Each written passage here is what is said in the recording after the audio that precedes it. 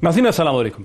नाज़रीन, आज के दिन बहुत से इश्यूज़ हमारे ज़ेर बहस हैं और हमारे सामने हैं। आज 27 अक्टूबर के हवाले से हिंदुस्तान के साथ कश्मीर के अलहक़ को पाकिस्तान में यौम सयाह के तौर पर भी मनाया गया और आज ही के दिन में हिंदुस्तान और अमेरिका के दरमियान एक मिलिट्री कोऑपरेशन का एक और एग्रीमेंट भी हुआ। आज के दिन पेशावर में मदरसा ज़ुबैरिया में एक बॉम्ब ब्लास्ट के नतीजे में 8 लोग जो हैं वो शहीद हुए और 100 से ज़्यादा जो हैं लोग जो हैं वो शदीद ज़ख्मी हैं। अगर एक तरफ ये है तो दूसरी तरफ हुकूमत और अपोजिशन के दरमियान टेंशन्स जो हैं वो बदस्तूर जारी हैं और अपोजिशन की जमातें हुकूमत पे अब ये इल्ज़ाम भी लगा रही हैं कि PTI की हुकूमत जो है वो FATF की ग्रे लिस्ट से पाकिस्तान को निकालने में नाकाम रही है। इन तमाम इशूज़ पर बात करने की कोशिश करेंगे। प्रोग्राम की पहली नशस्त में मुझे ज्वाइन कर सकेंगे वफाकी वज़ीर जनाब फैसल वाडा साहब, जो कि वफाकी वज़ीर बराए आबी वसाइल हैं। वीडियो लिंक के ज़रिए मुझे ज्वाइन कर सकेंगे। फैसल साहब अस्सलाम वालेकुम।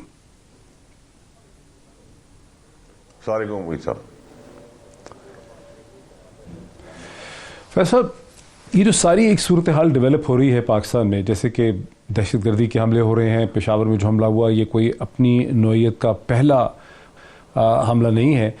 इससे पहले गुज़श्ता 4 या 6 हफ्तों में इस किस्म के बहुत से हमले हो चुके हैं। पाकिस्तान के सिक्योरिटी एपरेटस पे, अफवाज पे हो चुके हैं हमले, पैरामिलिट्रीज़ पे हमले हो चुके हैं। साथ ही अपोजिशन के जलसे भी जारी हैं। बहुत से अपोजिशन के लीडरान ये कहते हैं कि दिसंबर तक जो है हुकूमत का फ़ैसला हो जाएगा। इस सारे क्राइसिस को अब आपकी हुकूमत कैसे देख रही?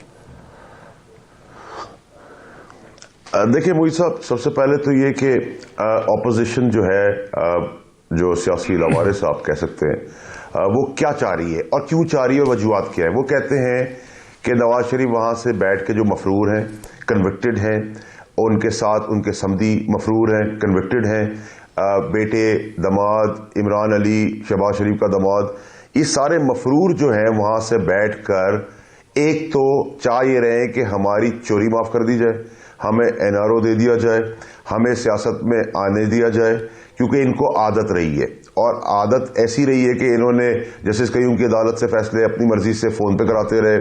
नैब सैफुर रहमान चलाता रहा, जिसके चाहे गर्दन पकड़ ली, जिसकी चाहे छोड़ दी, और इसी तरह फ़ौज के साथ भी व्हीलिंग डीलिंग करते रहे। ये हम सबको पता है कि नवाज शरीफ की सियासत जो है वो जनरल जिलानी और जनरल ज़िया उल हक के बाद शुरू हुई। फिर अगर आप पास में देखें तो काकड़ हो गया या मुशर्रफ हो गए या बाजवा साहब हो गए या राहिल शरीफ हो गए, इन सब के साथ इस आदमी की प्रॉब्लम्स रही हैं। DG ISI ज़हीरुल इस्लाम पे इल्ज़ाम लगाया, उस वक्त क्यों नहीं बोला, उसको सर्टिफिकेट दिया कि आपने बड़ी अच्छी परफॉर्मेंस की। राहिल शरीफ की रिटायरमेंट के बाद बात की, बाजवा साहब का नाम ले रहे हैं, DG ISI फैज़ हमीद का नाम ले रहे हैं। तो ये किसका बयानिया है? ये बयानिया हिंदुस्तान का और हमारे दुश्मन मुल्कों का। और जब आप मुल्क को कमज़ोर करना चाहते हैं तो यही बयानिया जो दुश्मन का होता है वो आप ले लेते हैं। आज आप उनके एसेट बन के बात कर रहे हैं, आज जो आप चीज़ें बोल रहे हैं अपनी फ़ौज के लिए, क्योंकि फ़ौज तो जवाब नहीं दे सकती, वो पॉलिटिकल पार्टी तो है नहीं कि वो जवाब दे आकर। तो उसकी खामोशी, क्योंकि उनका काम है हमें दुश्मनों से बचाना, बॉर्डर्स पे खड़े होना, तो वो जवाब तो दे नहीं सकते। जैसे मुझे आप कुछ बोलेंगे मैं जवाब दूंगा, तो उसका फायदा उठा रहे, अदलिया को हैबर कर रहे हैं ताकि वो हम इन पे जब प्रेशर आए, गालम गलोच हो, तो हम प्रेशर में आगे अच्छा जी हमसे आगे समझौता कर लो। वो हम करने वाले नहीं है कि सूरत में NRO करने वाले नहीं है, हाथ मिलाने वाले नहीं है, रिकन्सिलिएशन की बात कोई नहीं होने वाली। नवाज शरीफ को वहां से लेके आना है, उसके लिए काम शुरू हो गया है। डिप्लोमेटिक फ्रंट्स पे हमें अच्छे पॉजिटिव सिग्नल्स भी आ गए हैं।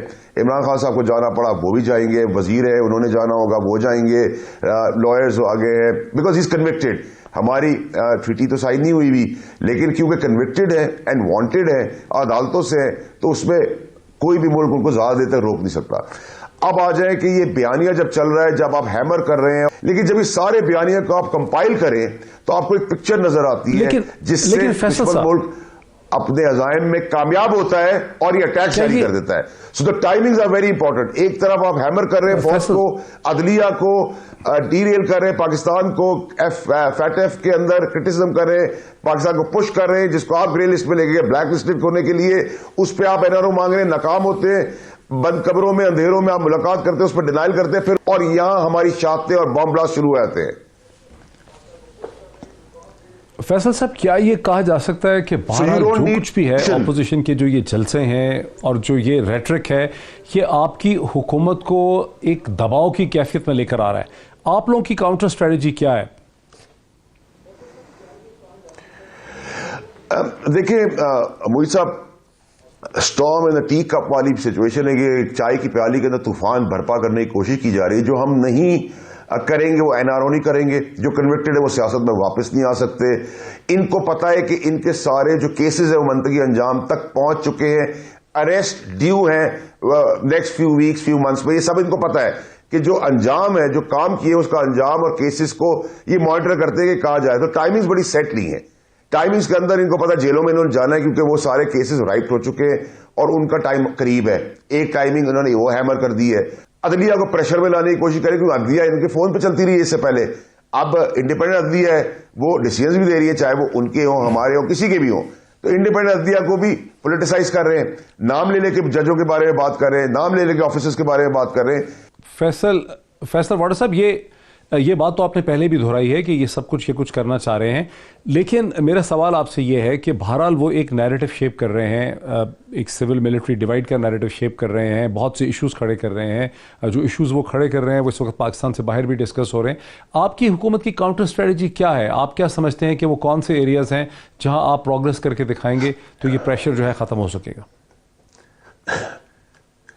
देखिए मोहित साहब, हमारे दो इश्यूज हैं और वो दो इश्यूज को बहुत तेजी से हमें एड्रेस करना है, और वो दो चीजें एड्रेस होगी तो कौम ने प्राइम मिनिस्टर को कंधों पे बिठा लेना है। एक है महंगाई, जो तूफान ये हमें जहेज में देखे गए, और वो महंगाई का तूफान हमें रोकना है, उसकी स्ट्रैटेजी बना के उसको नीचे लाना है, और उस पर बड़ी डिटेल बहस हो रही है और डिटेल एक्शन की बात हो रही है, और प्राइम मिनिस्टर उस पर पर्सनली बहुत ज्यादा इन्वॉल्व है। एक दूसरी कौम हमसे चाहती है कि अकाउंटेबिलिटी, इनको जेलों में डलवाकर इनके केसेस राइट करवा के इनसे पैसे रिकवर किया जाए।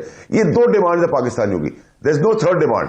ये दो डिमांड्स प्राइम मिनिस्टर साहब की प्रायोरिटी है, प्रायोरिटी बनी हुई है, और इस पर बड़ा तेजी से काम हो रहा है और डेली बेसिस पे काम हो रहा है। आवर टू आवर मीटिंग्स हो रही है, मिनट टू मिनट इसको मॉनिटर किया जा रहा है, और इसके अंदर भी मुनज़्ज़म प्लान के तहत पैसा इन्फ्लेट किया जा रहा है। उसमें आज मैंने खासतौर पर ब्यूरोक्रेसी के अंदर बहुत सारे लोगों को सामने बिठाकर नाम लेके कहा है they should be sacked, because ये उनके पुराने हमदर्द लॉयलिस्ट हैं जो 35 साल में बड़े हुए हैं और उनको साइड बाय साइड फेवर भी करते हैं। Not all of them, but एक ग्रुप है लोगों का, ब्यूरोक्रेट्स का, मुट्ठी भर लोग हैं, उनको सॉर्ट आउट करने में हमें देर नहीं लगनी चाहिए।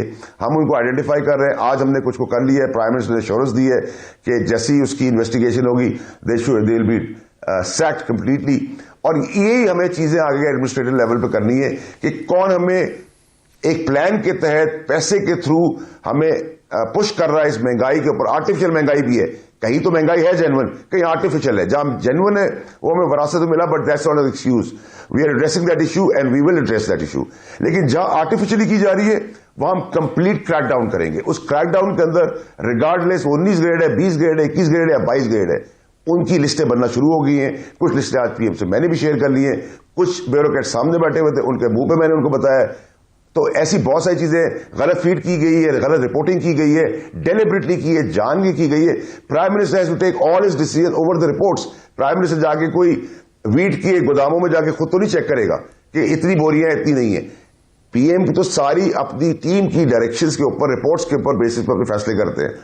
उसके अंदर जिसकी भी ना ली, इवन अगर उसमें कोई मिनिस्टर भी इनकॉम्पिटेंट है या इग्नोरेंट है, उसको भी सैक किया जाए। This is very open and straight thing, मतलब उसमें हमने कोई दोराय नहीं रखी है। मैंने तो पीएम को कहा है, even if I am account for, मुझे I don't have no loss for it, क्योंकि मैंने कोई गलती डेलिबरेटली की है और मेरी वजह से मेरे सेक्रेटरी या मेरे स्टाफ ने एक मिस्टेक की जिसकी कौम हर्जाना भरेगी और उसकी बुराई प्राइम मिनिस्टर तक आएगी। I should no longer be in my office, as simple is that.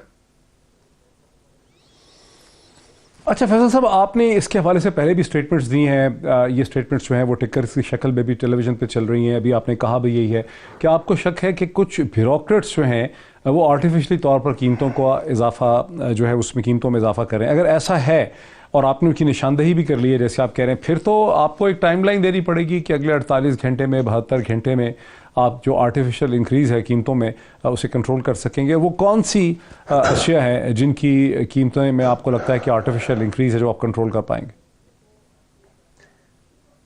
देखिए मोहित साहब, जैसे मैं आपको मिसाल दूं गंदम की, गंदम में पहले जो कैबिनेट को रिपोर्ट की गई वो बम्पर क्रॉप की रिपोर्ट की गई कि हिफाजती सरप्लस है। सो हम तो डिपेंड कर रहे हैं उस सेक्रेटरीज को, उस ब्यूरोक्रेट्स को जिनका टेक्निकल काम है। अब मैं तो जाके बोरियां नहीं गिन सकता, ना प्राइम मिनिस्टर गिन सकता है। उन रिपोर्ट्स के बेसिस पे एक डिसीजन हुआ। वो डिसीजन इसलिए लिया गया कि रिपोर्ट्स ने लेफ्ट था, राइट दिखाया। अब आप उसमें गवर्नमेंट को ब्लेम नहीं कर सकते। कुछ मुट्ठी भर ब्यूरोक्रेट्स हैं जिसने हमें बहुत डैमेज किया है, और जब उनकी निशानदेही हुई तो वो लॉयलिस्ट थे नवाज शरीफ ग्रुप के, और ऐसे कई दर्जनों और भी पोस्टिंग्स में होंगे, एडमिनिस्ट्रेटिव लेवल पे होंगे, पुलिस में होंगे।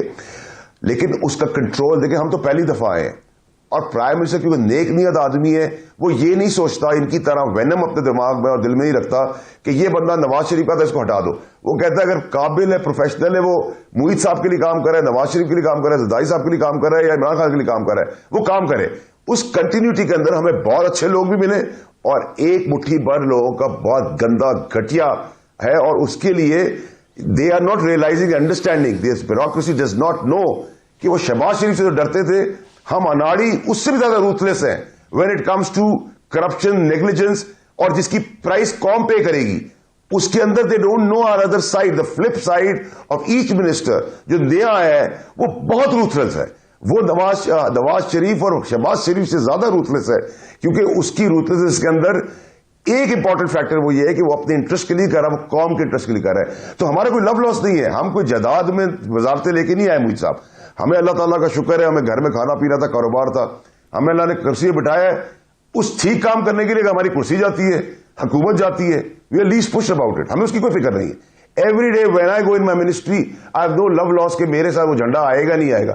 ये अल्लाह की मदद है, रहम है कि आर्म ट्विस्टिंग करके हम अपने काम करा रहे हैं। मैंने आज पीएम को बताया कि एक काम जो 3 दिन में एक ब्यूरोक्रेट ने करना था, ही टुक 4 वीक्स, उस 4 वीक्स के बाद एक नुक्ता लगा के उसने वापस भेजा, which is resulting another 3 weeks, और उसकी प्रोसीजर अगर मैं कम कंप्लीट करूंगा तो 4 महीने हो जाएंगे। So opportunity lost, financial loss, time loss, अगर इसको कैलकुलेट करें तो वो मेरा बर्डन थोड़ी है, वो उसका बर्डन है, लेकिन उसकी प्राइस मुझे पे करनी पॉलिटिकली, तो मैं वो प्राइस पे नहीं करूंगा किसी की मिस्टेक से। Whoever will make the mistake will pay the price, as simple as that, whoever that may B.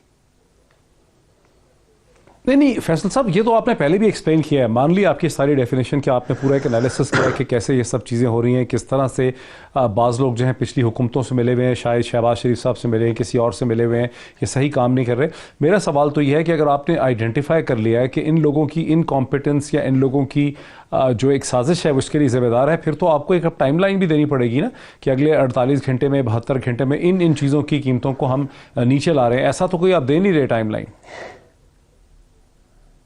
देखिए मोहित साहब, देखिए अगर मैं सिंपल आटे की बात करूं तो आटे का जो सबसे मेजर बुरहान है अपार्ट कि ब्यूरोक्रेसी ने क्या किया, टीएसबी को जो कहा था कि इंपोर्ट्स टाइमली कर दें, वो टाइमली इंपोर्ट नहीं हुई, प्राइवेट सेक्टर को दिया नहीं दिया, क्यों ब्रेक करके इंपोर्ट्स हुई, वो तो एक सेपरेट सब्जेक्ट है। लेकिन मेनली इसमें जो क्रिमिनल साइड है आटे के अंदर वो ये कि सिंध ने आटा रिलीज ही नहीं किया। अब आप पैरिटी देखें कि फेडरल में हम बैठे 870 रुपए का आटा आपको मिल रहा है, आप उसको ब्लैक में करके 970 कर ले, 1070 कर ले, लेकिन 1530 रुपए का कराची में बिक रहा है आटा, उसका कोई मीडिया में हाईलाइट नहीं हो रहा, उस पर कोई नोटिस नहीं ले रहा, उसको कोई सवाल नहीं कर सकता कि वो 18वीं तरमीम के बाद हमने कहा हमारे बाप का मुल्क है, 18वीं तरमीम का ये हिस्सा उनको दे दो, ये मालिक है। तो प्रॉब्लम ये है कि इन सारे ऑपोजिशन के जो चैंपियंस हैं जो आज कंटेनर पर खड़े हुए, इन्होंने नॉट ओनली करप्शन की, नॉट ओनली चोरी की, बल्कि निजाम और कानून ऐसे बना दिए जिसमें इन्होंने अपने बाप की जागीर बना के अपने पास रख ली है। जैसे अपने घर की कॉर्पोरेशन चला रहे हो, इसको निकाल दिया, इसको रख दिया, पूरी शुगर एक साइड पे कर दी, वीट एक साइड पे कर दी, क्योंकि मेरे पास 18वीं तरमीम का एम्बिट है। And that's the reason I have been objecting on this also for the past 3 years now. और उसमें बड़ा लोग क्रिटिसिज्म करते हैं, बट ये कि 18वीं तरमीम भी आपको पता था कि फेडरल से आप निकल गए, बाकी सूबों में आपकी हुकूमत नहीं बनेगी, जिस सूबे में आपका कंट्रोल था आपने वो अपने बाप की जागीर करके साइड पे कर लो। सो इसमें टाइमलाइन में किस तरह दूं? टाइमलाइन तो मैं अपनी इंपोर्ट्स के बेसिस पे कर सकता हूं, अपनी मॉनिटरी के बेसिस पे कर सकता हूं, अपनी एडमिनिस्ट्रेशन स्ट्रांग करके कर सकता हूं, बट अगर रिलीज आज भी सिंध नहीं करता जो कमिट कर रहा है, तो sir then they are answerable, I am not answerable, because मेरी फेडरल गवर्नमेंट है, इसकी सारा फोकस मेरे ऊपर है, लाइमलाइट मेरे ऊपर आ रही है, they should be question for this criminal act. थोड़ा सा आगे चलते हैं। आप एक इम्पॉर्टेंट कैबिनेट मिनिस्टर हैं, आपके नॉलेज में होगा कि शायद आज सेनेटर शहरी रहमान साहिबा ने पाकिस्तान पीपल्स पार्टी की एक प्रेस कॉन्फ्रेंस की, जिसमें उन्होंने एक इल्ज़ाम ये भी लगाया कि आपकी हुकूमत नाकाम हो गई पाकिस्तान को। उन्होंने कहा कश्मीर पे भी आपने कोई पोजीशन नहीं ली है, आपके होते होते ये सारी सूरत हाल हो गई है। जियो में सयाह था कश्मीर के हवाले से, लेकिन उन्होंने ये भी कहा कि फैटफ की ग्रे लिस्ट से भी आपकी हुकूमत पाकिस्तान को निकाल नहीं पा रही है, नाकाम हो गई है इसमें, और ये एक बहुत बड़ी नाकामी। देखिए मोहित साहब, सबसे पहले तो इसका एक्चुअल जवाब ये होना चाहिए कि पाकिस्तान की हुकूमत, इमरान खान साहब की हुकूमत पाकिस्तान को ब्लैक लिस्ट में जाने से बचा चुकी है।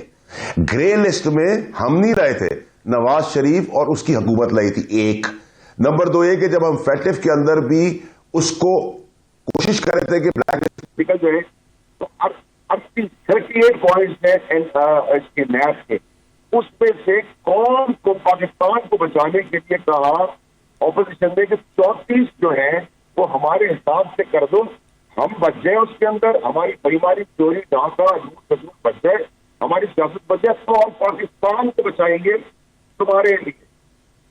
अगर हम ब्लैक लिस्ट में हम चले जाते तो डॉलर कहाँ होता, आटा कहाँ होता, चीनी कहाँ होती, बिजली कहाँ होती। तो हमने पाकिस्तान को सबसे पहले ब्लैक लिस्ट से बचाया है, ये हमारी कामयाबी नंबर 1। नंबर 2, कोविड के दौरान जब पूरी दुनिया की इकोनॉमी बेंड कर रही है, वह हमारी ग्रोइंग फिगर्स है, हमारी एक्सपोर्ट बढ़ गई है, हमारे बिजनेस बढ़ रहे हैं, हमारी रेमिटेंसेस रिकॉर्ड बढ़ गई है, हमारा स्टॉक सेल बढ़ रहा है। ये सारे इंडिकेटर्स हैं, लेकिन ये इंडिकेटर्स मैं आपको मिनिमम साइड बता रहा हूँ। ये इंडिकेटर्स के बाद हम राइट फ्रंट पे खड़े हैं। कश्मीर का मुद्दा पूरे दुनिया में उठाया गया, मुसलमानों का इंटेग्रिटी को बाहर प्राइम मिनिस्टर की तकरीरों ने इंटरनेशनल प्लेटफॉर्म पे जाके किया। इमरान खान की पॉपुलैरिटी दुनिया आसमान से बातें करी अलग दवाई। ओनली थिंग जिसपे मेरी गवर्नमेंट का सबसे ज्यादा इंटरेस्ट है और मेरे लिए सबसे बड़ा मसला है Pakistan is how to control महंगाई। मैं महंगाई को मेरी गवर्नमेंट से कंट्रोल करेगी सर, तो ये नैरेटिव भी मर जाएगा। और जो आखिरी मोस्ट इंपॉर्टेंट है कि देखिए मोहित पिजाज साहब, आप अपनी जिंदगी में हर चीज का रिस्क एनालिसिस करते हैं। What is my risky side? बहुत अगर वर्स्ट हुआ, मैंने एनआरओ नहीं दिया, रिकंसिलेट नहीं किया, what is the maximum I am going to lose? मैं अपनी गवर्नमेंट खो दूंगा, मेरे लिए मेरी 100 गवर्नमेंट कुर्बान है। बट अगर मैं कॉम्प्रोमाइज कर गया इस चीज के ऊपर जो 35 साल से होता रहा, तो सर ना मैं जिंदा रह सकूंगा ना मैं मर सकूंगा, क्योंकि मैं तो आया इस नारे के ऊपर था कि महंगाई कम करूंगा और इन चोर डाकू लुटेरों से पैसा लूंगा और उनको बाहर करूंगा। अच्छा, अब अगर आप पैसे के मैकेनिज्म में जाए, उससे पहले इंपॉर्टेंट ये है कि आपके जो कोर्ट्स में केसेस चल रहे, प्रोसिक्यूशन परफेक्ट हो, महंगे वकील रखे जाए, क्योंकि यहां तो 2 लाख का वकील होता है, वहां 2 करोड़ रुपए का वकील होता है। There is no match, automatically दूसरा वकील और प्रेशर में आ जाता है। This is also universal fact कि अगर आप मुझसे सुपीरियर है तो मैं अंडर प्रेशर होऊंगा आपके सामने। उसको कन्विक्शन में कन्वर्ट करना है, इनको जेलों में डालना है। और कुछ केसेस उस हद तक पहुंच गए हैं जो इनको पता है, they are informed about each and everything. मतलब हर दफ्तर में इनके मुखबर हैं, इनके लोग बैठे हुए हैं। अगर 100% नहीं है तो 30% है, 40% है, 10% है, 20% है। अब मैं पाकिस्तान जिस वक्त मुझे मिला, मेरे वजीर आज़म इमरान खान साहब को, बैंक करप्सी के ऊपर था, डिफेम हो चुका था, पाकिस्तान का हुलिया दुनिया के अंदर कुछ और था। उन सब चीजों को एड्रेस करता है, या मैं हर बंदे को नाम वाइज चेक करता, ये किससे मिला हुआ है, किसकी एफिलिएशन है, क्या कॉन्स्पिरेसी कर रहा है। सो मैंने पहले मुल्क को बचाया, अब मैं इस पे लग गया हूं। फैसल साहब, ऑपोजिशन तो आप पे हमला कर रही है मसलसल कि गवर्नेंस ठीक नहीं है, महंगाई बहुत ज़्यादा है, फैटफ से आप नहीं निकाल सके, कश्मीर पे पोजीशन नहीं ले पा रहे, और आपके बहुत से मसाइल हैं, पंजाब के अंदर बहुत से मसाइल हैं। आपके मिनिस्टर्स, जैसे आप कह रहे हैं, मसलसल सिर्फ यही चीज़ कह रहे हैं कि ये हमसे एनआरओ चाहते हैं, इनके करप्शन के केसेस हैं और हम इनको एनआरओ नहीं देंगे। क्या आप ये समझते हैं कि अगर इनके खिलाफ करप्शन के केसेस प्रूव हो जाए, और अब तक हुए नहीं, 2.25 बरस हो चुके हैं, इनको अदालतों से रिलीफ मिल जाती है, अगर फर्स्ट स्टेज किसी अदालत में सज़ा होती है, फिर हाई कोर्ट से या सुप्रीम कोर्ट से रिलीफ मिल जाती है, तो आप समझते हैं कि अगर ये कन्विक्शंस हो जाएंगी तो बाकी सारे मसाइल जो हैं आपकी गवर्नेंस के, हुकूमत के जो चैलेंजेस हैं, वो ख़त्म हो जाएंगे क्या? देखिए मुझे साहब, बहुत अच्छा सवाल है आपका। देखिए मुझे साहब, सबसे पहले तो ये कि इस मुल्क की बदनसीबी और अनफॉर्चुनेट पार्ट ये, जिसमें मैं अपनी हुकूमत को भी कुछ हिस्से तक जिम्मेदार ठहराता हूं, کہ ایک ہٹے گھٹے مجرم کو, کنوکٹڈ مفرور چور بےمان کو, ڈاکو کو جیل سے آپ ہمدردی کے طور پہ ملک سے باہر بھیج دیتے. That includes not only my government but every stake holder of Pakistan. یہ ہمدردی ایک غریب جیب کترے کے اوپر نہیں ہے, ایک قاتل کے اوپر نہیں ہے, ایک سائیکل چور کے اوپر نہیں, لیکن اس کے اوپر ہے, اور بار بار ہے, اور بار بار ہے, اور بار بار ہے, اور 35 سال سے. کبھی یہ ملک بدر ہوتا ہے, کبھی یہ سعودی عربیہ بھاگ جاتا ہے ایگریمنٹ کر کے, پھر آتا ہے, پھر اس کو باندھ کے واپس بھیجتے ہیں, پھر یہ ہیلی کاپٹر کیس میں کنوکٹ ہوتا ہے, پھر یہ اس کو وزیر اعظم کرسی پہ بٹھا دیتے ہیں, پھر یہ کنوکٹ ہو کے جیل میں جاتا ہے. تو ہمدردی پورے پاکستان کو جاگ جاتی ہے. وہ اس طرح جاگ جاتی ہے جیسے خدا نہ خواستہ قائد اعظم بیمار ہو گئے, اور بھائی یہ چور ہے, ہی از ورس دین جیب کترا. ان کو تو ٹریٹ کیا جائے جیب کتروں کی طرح, 3rd ڈگری ان کو دی جائے, ان کو ان ہاسپٹل میں رکھا جائے جدھر جیلوں میں جدھر عام قیدی رہتا ہے. ان کا مسئلہ کیا ہے, جیسی جیل جاتے ہیں اگلے دن کیوں بیمار ہو جاتے ہیں, تیسرے دن رپورٹ آتی ہے, چوتھے دن اسپتالوں میں چلے جاتے ہیں. وہاں VIP کھانا آتا ہے, ایئر کنڈیشن چل رہے ہوتے ہیں, ٹی وی چل رہا ہوتا ہے, موبائل فون ہوتا ہے, انٹرنیشنلی کنیکٹ ہوئے ہوئے ہوتے ہیں, نکاح بھی ہو رہے ہوتے ہیں. جو بڑا مجرم ہے وہ جیل جاتا ہے, اگلے دن اس کو بیماری ہوتی ہے, چوتھے دن وہ اسپتال پہنچ جاتا ہے. یہ ڈرامے بازی اب محیط صاحب بند ہونی پڑے گی. یہ بند کرنے کے لیے ہمیں پرابلمز اس بند کرنے کی وجہ سے آ رہے ہیں, کیونکہ ہم اس پہ کمپرومائز نہیں کر رہے ہیں. یہ تو مریم نواز بھی نکلنے کے چکر میں تھی, وی ٹوک اے اسٹینڈ اگینسٹ ہر, اور اس کو ٹائملی اللہ تعالیٰ نے ثابت بھی کیا کہ ہم صحیح تھے اس بارے میں. پرابلم یہ ہے کہ آج ہم مریم نواز کو بھیج دیں, پھر تھوڑے دن میں الیکشن سے پہلے ان کو الیکشن لڑنے کی اجازت دے دیں, سارے جو حمزہ کے کیسز وہ بند کر دیں, شہباز شریف کو کلین چٹ دے دیں, مولانا کو کشمیر کمیٹی کا منسٹر بنا دیں, اس سے کہ بھائی تو 3-6 ارب روپے کی زمینیں بنا, زرداری صاحب کو ادھر دے دیں, سندھ ان کے حوالے کر دے, نیب کو ابینڈن کر دے, FI کو تالا لگا دے, تو سر سب سے بہترین گورنمنٹ عمران خان کی ہوگی. کوئی پرابلم اس عمران خان سے نہیں ہوگی. اس میں پرابلم یہ ہے کہ سر 35 سال میں آپ نے مافیا پیدا کر کے بڑا کیا ہے. ٹھیک, فیصل واڑا صاحب بہت شکریہ. فیصل واڑا وفاقی وزیر برائے آبی وسائل پاکستان تحریک انصاف کے سینئر رہنما میرے ساتھ اس سیشن میں تھے, اور ان کو سن کے یہی لگتا ہے کہ حکومت کا موقف یہی ہے کہ اپوزیشن جو بھی شور مچا رہی ہے, جو بھی نشاندہی کر رہی ہے, در حقیقت مسئلہ یہی ہے کہ اپوزیشن کی لیڈرشپ کو اپنے کیسز میں ریلیف چاہیے, جو کہ حکومت انہیں ریلیف نہیں دے رہی. ایک بریک لیتے ہیں, بریک کے بعد اس خطے کی جو صورتحال ہے پاکستان کے حوالے سے, جو بم بلاسٹ ہو رہے ہیں, جو صورتحال ہے, اس پہ بات کرتے ہیں آفٹر دا بریک. ناظرین, پروگرام کی اس نشست میں مجھے جوائن کر رہے ہیں جنرل ریٹائرڈ نعیم خالد لودھی صاحب, پرومیننٹ ڈیفنس اینالسٹ ہیں, اور مجھے ان کے ساتھ ہی جوائن کر رہے ہیں شمشاد احمد خان صاحب, پاکستان کے ایکس فارن سیکرٹری ہیں. Very warm welcome to both of you. General صاحب, 4 ایشوز میں نے پروگرام کے شروع میں بھی آئیڈینٹیفائی کیے تھے کہ آج پاکستان میں یوم سیاہ منایا گیا, چونکہ ہندوستان کے ساتھ کشمیر کے الحاق کا دن ہے 27 اکتوبر کے حوالے سے, اور آج ہی کے دن ہندوستان کی حکومت نے نیا قانون بھی نکالا ہے جس میں اب نان ریزیڈنٹس جو ہندوستان کے شہری ہیں, جو جموں کشمیر مقبوضہ جموں کشمیر کے ریزیڈنٹ نہیں ہیں, وہ وہاں پہ اب زمین لے سکتے ہیں. یوں ڈیموگرافک چینج کا راستہ جو ہے وہ انہوں نے بالکل اس کو ایک طرح سے ہموار کر دیا. اس کے علاوہ ہم دیکھ رہے ہیں کہ آج ہی کے دن مائک پومپیو جو ہیں وہ ہندوستان میں موجود تھے, جہاں ہندوستان اور امریکہ کے درمیان ڈیفنس ایکسچینج کا ایک اور ایگریمنٹ بھی ہوا ہے. آج ہی کے دن ہم نے دیکھا کہ پشاور میں ایک بم بلاسٹ ہوا ہے, جس کے نتیجے میں 8 مدرسہ زبیریہ میں 8 لوگ جو ہیں وہ شہید ہوئے ہیں, بچے, نوجوان, اور 110 کے قریب لوگ جو ہیں زخمی ہوئے. اور یہ پہلا واقعہ نہیں ہے, اس سے پہلے گزشتہ 4 ہفتے میں مسلسل پاکستان کے طول و عرض میں اسی قسم کے حملے ہو رہے ہیں.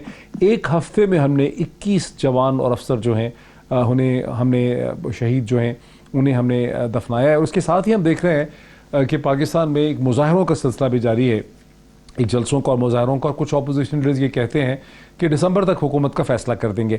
اس پوری ساری سچویشن کو آپ کیسے دیکھ رہے ہیں؟ جی بہت شکریہ.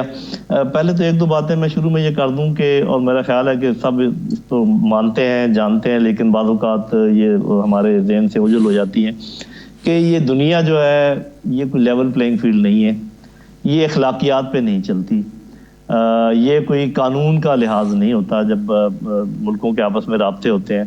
تو اس میں تو کوئی شک نہیں کہ جو ڈپلومیسی ہے اس کا کام یہ ہے کہ ایک اچھا ڈپلومیٹک فساد بنا کے رکھنا, اور ایک اچھا شکل سامنے رکھنی, اچھائی کو بڑھانا, اچھی باتیں کرنا. لیکن جو نیچے انڈر کرنٹس ہیں ریئل پالیٹکس کی, اس کو کبھی نظر انداز نہیں کرنا چاہیے. ابھی میں 2-3 باتیں گنواتا ہوں جس سے اندازہ ہمیں لگانا چاہیے کہ ہمیں اپنے ایکچوئل پالیسیز میں کس طریقے سے استوار کرنی چاہیے. NDS جو کہ موجودہ افغان حکومت کے انڈر ہے, اس کے را کے ساتھ قریبی تعلقات ہیں. اور یہ جو کچھ ہوتا ہے پشاور میں، کوئٹہ میں، بلوچستان کے بقیہ حصوں میں، ایون کراچی تک، یہ جب تک سپورٹ نہ ہو افغان گورنمنٹ کی، یا وہ اس کا پہلو طے نہ کرے یا نظر طے نہ کرے، اس وقت تک یہ کام نہیں ہو سکتا. ہمیں جب ہم بات کرتے ہیں، اس میں کوئی شک نہیں کہ ہمیں سائیڈ نہیں لینی چاہیے. ہم کہتے بھی رہتے ہیں کہ ہمیں افغانستان میں کسی کی سائیڈ نہیں لینی چاہیے، لیکن افغانستان میں جتنے ایلیمنٹس موجود ہیں، ہمیں یہ ادراک مکمل اور درست ہونا چاہیے کہ ان میں سے کون دوست ہے اور کون دشمن ہے. باتیں آپ جو مرضی کریں، لیکن یہ بات آپ کے ہمارے ذہن میں. نمبر 2، امریکہ ہماری مدد سے بخیر و عافیت وہاں سے نکل رہا ہے، اور بخیر و عافیت اسی لیے نکل رہا ہے کہ پاکستان کی بہت مدد ان کو حاصل ہے. لیکن ان کی ایسے اندازے اشارے بالکل موجود ہیں جس میں وہ بالکل ہم سے خوش نہیں ہے، اور ان کے لوگ برملا کہہ رہے ہیں کہ یہ جو ہماری ناکامی ہے افغانستان میں، اس کا مین محرک پاکستان ہے. بھارت اور امریکہ کے درمیان یہ جو معاہدہ ہے، یہ 13واں معاہدہ ہے. 12 معاہدے پہلے سے موجود ہیں. انٹیلیجنس شیئرنگ بھی ہوگی، لاجسٹک شیئرنگ بھی ہوگی، اور اب جو ہے وہ جیو اسپیشل شیئرنگ ہے. یہ بہت ہی ایڈوانس ٹیکنالوجی کا آپ سمجھیں کہ شیئرنگ ہے، جس میں میں یہ سمجھتا ہوں کہ جو بھی بلوچستان میں 1-2 حملے ہوئے ہیں، جس میں مسکرینٹس کو ایگزیکٹ معلوم تھا کہ کون سی گاڑی دوسری گاڑی سے کتنے فاصلے پر ہے اور کیسے آ رہی ہے. یہ وہ جیو اسپیشل انفارمیشن ہے جو اگر ہندوستان کے پاس ہو، افغانستان کے NDS کے پاس ہو، تو ہمارے یہ جو لوگ مسکرینٹس ان کے پاس ہو تو بہت نقصان میں پہنچ سکتا ہے. ان ساری چیزوں کو ذہن میں رکھیں، اور پھر اپنا رویہ بھی ہم دیکھیں کہ کیا ہم صرف ڈپلومیسی سے کوئی چیز حاصل کر تھوڑا سکتے سا میں ہیں. جی ٹھیک، ذرا شمشاد صاحب کو اس میں آنے دیجیے. شمشاد صاحب، پاکستان نے مسلسل امریکہ کی مدد کی طالبان کے ساتھ مذاکرات میں افغانستان کی صورتحال کو بہتر کرنے میں. بارہا امریکہ نے اس کا اعتراف بھی کیا، امریکی انوائز اعتراف کر رہے ہیں، امریکی حکومت اعتراف کر رہی. اس کے باوجود امریکہ نے پاکستان کو فیٹف سے گرے لسٹ سے نکلنے میں بھی مدد نہیں کی ہے. اور جیسا کہ ابھی جان صاحب نے کہا کہ امریکہ پہ آپ ٹرسٹ بھی نہیں کر سکتے ہیں، اور ایک طرف سے ہماری حکومت کے حصے دعوے کرتے ہیں کہ افغانستان میں ہماری صورتحال بہتر ہوئی ہے. حال ہی میں عبداللہ نے یہاں کا دورہ کیا تو بڑا پازیٹیو دورہ تھا. پھر گلبدین حکمتیار یہاں پر تھا پچھلے ہفتے. اس کے باوجود افغانستان کے اندر سے پاکستان کے اوپر حملے ہونا اور سب چیزیں وہ بھی برقرار. آپ اسے کیسے دیکھتے ہیں؟ کیا مسئلہ ہے کیا یہاں پہ؟ ڈاکٹر صاحب، فیٹف نہ لائیے بیچ میں. دراصل مسئلہ یہ ہے کہ فیٹف جو ہے وہ کوئی عدالت نہیں ہے. وہ ایک بڑی طاقتوں نے اپنے مقاصد کے حصول کی خاطر ایک انسٹرومنٹ کے طور پر، ایک ہتھیار کے طور پر بنایا ہوا ہے، جس میں جس ملک کو بھی انہوں نے لتاڑنا ہوتا ہے، دباؤ میں لانا ہوتا ہے اور اپنے مفادات کے تابع کرنا ہوتا ہے، تو وہ ظاہر ہے کہ فیٹف کو اس کے لیے استعمال کر رہے ہیں. تو ہمیں اس سے زیادہ پریشان ہونے کی ضرورت نہیں. البتہ یہ ہے کہ ہم موقع دیتے ہیں فیٹف کو کہ وہ ہمیں ایکسپلائٹ کرے، اور وہ موقع اس وجہ سے دیتے ہیں کہ ہمارے ہاں گورننس نہیں ہے. ہمارے ہاں جو ہماری سرحدیں ہیں وہ ریشم کی طرح ملائم ہیں کہ باہر سے ہر چیز اندر پھسل کے آ جاتی ہے اور یہاں سے ہر چیز پھسل کر باہر چلی جاتی ہے. اور اس وجہ سے ان کو سارے جو چیزیں انہوں نے ایسے بہانے بنا لی ہیں ہمیں قابو کرنے کے لیے کہ وہ ہمیں لگتا ہے کہ پتہ نہیں کیا ہو گیا. یہ سارا مسئلہ صرف آپ کی اپنی بیوروکریسی، آپ کی پولیس اور آپ کے کسٹم کے عملہ اور آپ کی جو وزیر لوگ ہیں. ابھی میں آپ کے پروگرام میں دیکھ رہا تھا ایک وزیر کو کہتے ہوئے کہ جی یہ بدنصیبی ہے ملک کی. ارے بھائی، ملک کی بدنصیبی تو یہ ہے کہ آپ جیسے لوگ وزیر بیٹھے ہیں عمران خان بیچارے کے ساتھ. وہ قیادت ملک کو ملی تھی ایک پہلی دفعہ، ایک ایسی قیادت جو جس کے پاس انٹیگریٹی تھی اور کرج تھا، اور اس کو آپ لوگوں نے بے بس کر دیا ہوا ہے. آپ جیسے وزیر جو بیٹھے ہیں وہاں 100% وزیر ڈاکٹر صاحب جو عمران خان کے ساتھ بیٹھے ہیں وہ ذمہ دار ہیں اس صورتحال کے جس کا آج آپ ماتم کر رہے ہیں.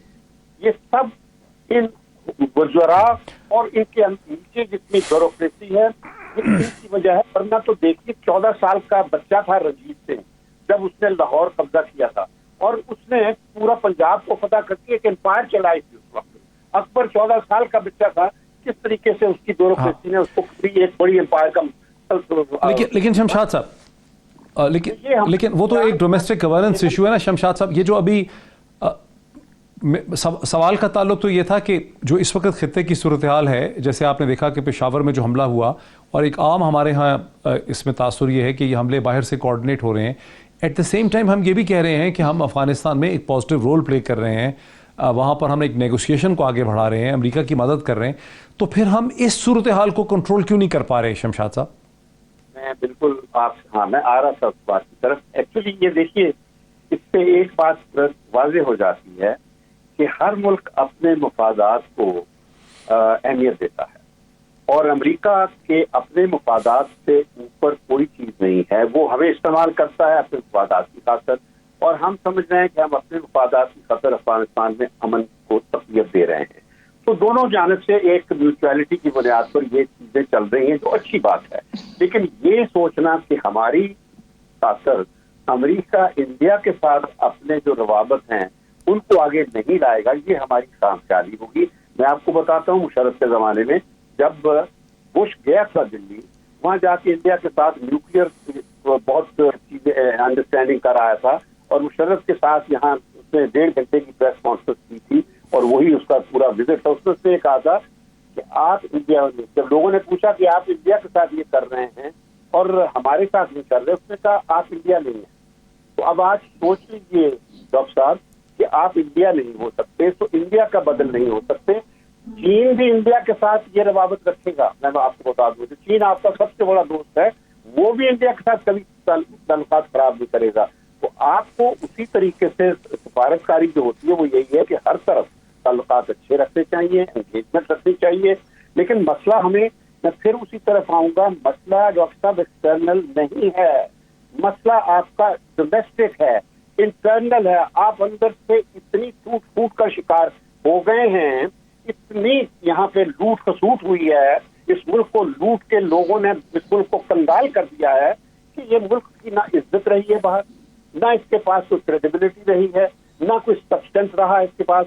یہ بہت بڑا المیہ ہے. یہ عمران خان کے بس کی بات نہیں ہے, کیونکہ وہ اکیلا آدمی ہے, جسٹ آل الون. اس کے ارد گرد ولچرز بیٹھے ہیں, یعنی اس کے کندھوں پر بیٹھ کر لوٹ خسوٹ کا کاروبار جاری ہے. یہ بدقسمتی ساری اندر کی ہے. اگر باہر امریکہ ہمیں استعمال کر رہا ہے یا ایکسپلائٹ بلیک میل کر رہا ہے تو یہ وجہ ہے. اگر سعودیز آج آپ کے ساتھ وہ سلوک کر رہے ہیں جو کبھی انہوں نے اپنے دشمنوں کے ساتھ نہیں کیا تھا, تو یہ اس وجہ سے ہے کہ آپ اندر سے کھوکھلے ہو گئے ہیں. آپ کے ہاں نہ رول آف لا ہے, آپ کے ہاں کرپشن جو ہے ریمپٹ ہے, ایز گلور ایز ایور. حالانکہ 2 مہینے بعد 9 دسمبر کو پوری دنیا کرپشن ڈے منائے گی, مگر آپ کے ہاں سیلیبریٹ کیا جاتا ہے. اچھا شمشاد صاحب مجھے ایک بریک لینے دیجئے. شمشاد صاحب کا بڑا ہی سخت موقف ہے. وہ سمجھتے ہیں کہ ایک انٹرنل کلیپس ہے, کہ انٹرنل بیڈ گورننس ہے, اندر کے معاملات چونکہ ٹھیک نہیں ہیں, اس لیے باہر سے یہ حملے ہو رہے ہیں, اسی لیے چیزیں مینیج نہیں ہو پا رہی ہیں. اس پہ جان صاحب کا بھی میں ویو لیتا ہوں آفٹر بریک. ناظرین, جنرل خالد نعیم لودھی صاحب کی طرف چلتا ہوں. جنرل صاحب, آپ نے وقفے سے پہلے شمشاد احمد خان صاحب کو سنا اور مجھے ایسا لگا, شاید آپ کو بھی لگا ہو, کہ وہ خاصے مایوس ہیں. ان کا یہ خیال ہے کہ جو یہ ساری صورتحال اس وقت پاکستان میں ہے, خاص کے باہر سے ہی حملے ہو رہے ہیں, یہ اس وجہ سے بھی ہے کہ پاکستان کے اندر ایک اندرونی طور پہ بہت قیاس ہے, یہاں پر اندر ایک بہت زیادہ امپلوژن ہے. لیکن میں جو اس طرح سے بھی دیکھ رہا ہوں کہ بہت سی چیزیں ایسی ہیں جو شاید پاکستان کے کنٹرول میں بھی نہیں ہیں. مقبوضہ کشمیر کے اندر ہندوستان جو کچھ کر رہا ہے, وہاں جس قسم کے نئے قوانین سامنے لائے جا رہے ہیں, اور ہندوستان اور امریکہ کے درمیان جس قسم کے اسٹریٹجک ایگریمنٹس ہو رہے ہیں, یہ بہرحال ایسی چیزیں ہیں جو ہمارے کنٹرول میں نہیں ہیں. آپ کیا سمجھتے ہیں کہ یہ جو چینجنگ ایک ریجنل سیناریو ہے, اس میں پاکستان کو اب کیا کرنا ہوگا؟ دیکھیے, جو ایکسیلنسی کہہ رہے ہیں وہ تو علامہ اقبال نے بھی کہا تھا کہ وہ صداقت کے لیے جس دل میں مرنے کی تڑپ پہلے اپنے پیکر خاکی میں جہاں پیدا کرے. لیکن میں یہ سمجھتا ہوں کہ کچھ چیزیں آپس میں گندھی ہوئی ہیں. آپ کی اکانومی, آپ کی فارن پالیسی, آپ کی اسٹریٹجی. اگر آپ یہ انتظار کریں کہ میں ایک کو ٹھیک کر لوں پھر میں دوسرے کی طرف توجہ دوں گا, تو یہ کام نہیں ہونے والا. میں یہ سمجھتا ہوں کہ ہماری اکانومی کی کمزوری کی وجہ یہ ہو سکتی ہے کہ ہماری فارن پالیسی اچھی نہیں ہے. ہماری فارن پالیسی افیکٹو نہ ہونے کی وجہ یہ ہو سکتی ہے کہ ہماری اسٹریٹجی اچھی نہیں ہے. ہم جہاں ہمیں ایکشن لینا چاہیے وہاں ہم صحیح طریقے سے ایکشن نہیں لے پاتے. تو میرا اپنا یہ خیال یہ ہے کہ ہمیں اسٹریٹجیکلی ایکٹیو ہونا چاہیے. فارن پالیسی میں بھی ہمیں اس بات کا دھیان رکھنا چاہیے کہ ایسے کام کریں جس میں ہماری اکانومی بھی ٹھیک ہو, تب یہ معاملہ ٹھیک ہو. یہ نہیں ہو سکتا کہ ہم انتظار کریں, جی پہلے میں یہ کر لوں, جیسے بہت سارے ہمارے بھائی کہتے ہیں کہ جی اس اکانومی کے ساتھ تو کچھ نہیں ہو سکتا. تو بھائی آپ کی اکانومی کون ٹھیک ہونے دے گا؟ IMF ٹھیک ہونے دے گا؟ FATF ٹھیک ہونے دے گا؟ یا ورلڈ بینک اس کا آپ کی یہ اکانومی کو ٹھیک کرے گا؟ یہ سب چیزیں آپ نے مل کے ٹھیک کرنی ہے. اور ایک چیز اور ہے جس میں ایڈ کرنا چاہتا ہوں کہ یہ جو کچھ بھی ہو رہا ہے ملک کے اندر، اس کے ٹائمنگز بہت خراب ہیں، اس میں کوئی شک نہیں. دشمن اس سے فائدہ اٹھا رہا ہے، اس میں کوئی شک نہیں. لیکن یہ میں کبھی نہیں کہوں گا کہ یہ کچھ لوگ ایسے ہیں جو کہ اعلی کار ہیں دشمن کے، یا خدا نہ خواستہ ٹریٹرز ہیں یا سم تھنگ. بٹ ان کو یہ ریئلائز ضرور کرنا چاہیے کہ ایسا موقع آپ کیوں فراہم کر رہے ہیں دشمن کو جس سے کہ وہ پورا فائدہ اٹھا رہا ہے. اگر ذرا بھی ان کو احساس ہو جائے کہ دشمن فائدہ اٹھا رہا ہے ان کے اقدام سے، جو کہ بالکل نظر آ رہا ہے دیوار کے اوپر لکھا ہوا، تو میرا خیال ان کو چیزوں کو پوسٹ پون کرنا چاہیے، ان کو ٹائم کو دیکھنا چاہیے. جو دشمن کی طرف سے بیان آ رہے ہیں، جو اجیت دوول کہہ رہا ہے، وہ ٹو فرنٹ وار کا تو ویسے بات کر رہے ہیں نا کہ چین کا اور پاکستان کی بات کر رہے ہیں، ہم جہاں مرضی. دیکھیں بات یہ ہے کہ جب دو ساتھی ہو نا، اور اس میں سے جو کمزور ساتھی کی اگر آپ پٹائی کر دیں تو بڑا ساتھی کو بھی اثر پہنچتا ہے. تو ہمارے اور چین کے جو تعلقات ہیں اس قسم کے ہیں کہ چین کو اگر ہندوستان کچھ بھی نہ کرے اور صرف پاکستان کو خدا نہ خواستہ کسی خفگی میں ڈال دے یا کسی مصیبت میں ڈال دے تو چین خود بخود اس سے امپیکٹ ہو جاتا ہے. یہ چیز ہمارے لیڈرشپ کو سمجھنی چاہیے. We are in dryer dangers, بہت خطرناک سچویشن ہے. اس کو کسی نہ طریقے سے ہمیں ٹھیک کرنا پڑے گا، لوگوں کو ایک ایک سٹیپ پیچھے لینا پڑے گا اور غصے تھوک کر ایک دفعہ اندرونی یکجہتی کی طرف بڑھنا پڑے گا. چاہے اس میں کچھ آپ کی اناؤں کا نقصان ہو بھی جائے، تب بھی ہمیں اپنے ملک کو بچانے کے لیے یہ کام کرنا ہوں گے. یہ اگر آپ نے اپنی ناک بہت اونچی رکھی تو مجھے خدشہ ہے خدا نہ خواستہ سب کی ناکیں نہ کٹ جائیں. شمشاد صاحب، بنیادی طور پر جان صاحب سمجھتے ہیں کہ جو بہت سے ایشوز جن کو ٹھیک کرنا ہے اس میں غالباً سب سے اہم جو ایشو جس کو ٹھیک کرنے والا ہے وہ پاکستان کی معیشت ہے، کہ پاکستان کی معیشت جو ہے وہ سٹیبل ہو، پاکستان کی انٹرنل پالیٹکس بھی تھوڑی سی سٹیبل ہو تو پھر معاملات آگے چل سکتے ہیں. ڈاکٹر صاحب، آپ کو یاد ہوگا سوویت یونین کس طرح ڈس انٹیگریٹ ہوا تھا. وہ اندر سے کھوکھلا ہو چکا تھا، معیشت کے حوالے سے، گورننس کے حوالے سے، ہر طریقے سے اندرونی طور پر وہ ٹوٹ پھوٹ کا شکار ہو گیا تھا.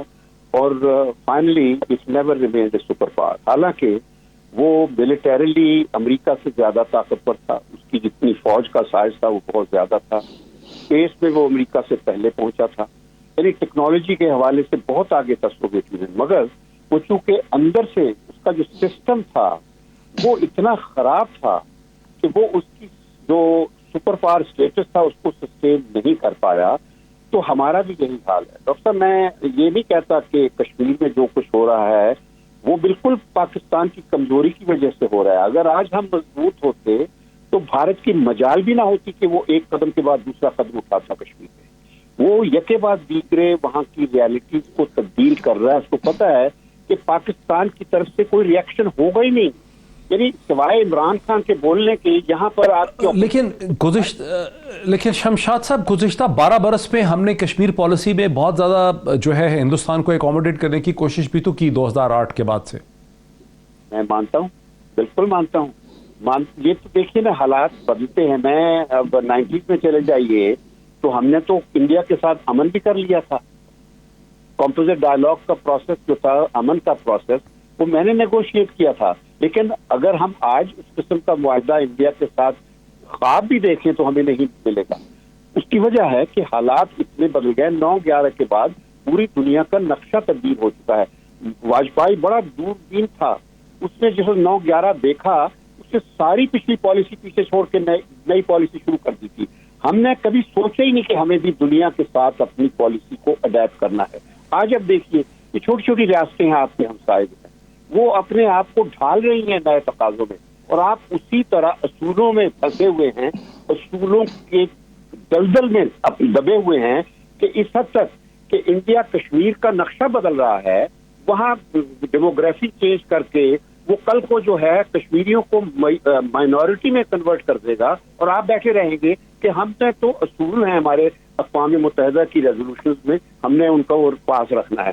ارے بھائی، اب وقت آ گیا ہے کہ اب آپ عربوں جو پرووربل عربز ہیں نا وہ نہ بنے رہے.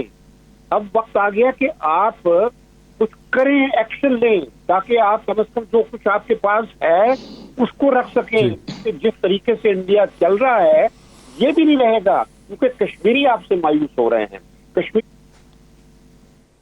मायूस हो रहे हैं। बहुत शुक्रिया शाहिद अहमद खान साहब, पाकिस्तान के एक्स फॉरेन सेक्रेटरी हमसे बात कर रहे थे। इसके साथ ही जनरल रिटायर्ड खालिद नईम लोधी साहब का भी बहुत शुक्रिया। ये डिस्कशन आपने दो पार्ट्स में देखी। इस हफ्ते की जो डेवलपमेंट्स हैं, आज की जो खास करके डेवलपमेंट्स हैं, वो एक बार फिर हमें एहसास दिलाती हैं कि किस किस्म के चैलेंजेस जो हैं पाकिस्तान को दरपेश हैं, और शायद ये वक्त है कि हुकूमत और अपोजिशन जो है उसके दरमियान जो टेंशन्स हैं उनको रिड्यूस करने का कोई ना कोई हल, कोई तरीका जो है वो निकाला जाए, बिकॉज खत्ते में मसाइल बहुत हैं। आज इतना ही, फिर आपसे मुलाकात होती। बहुत शुक्रिया।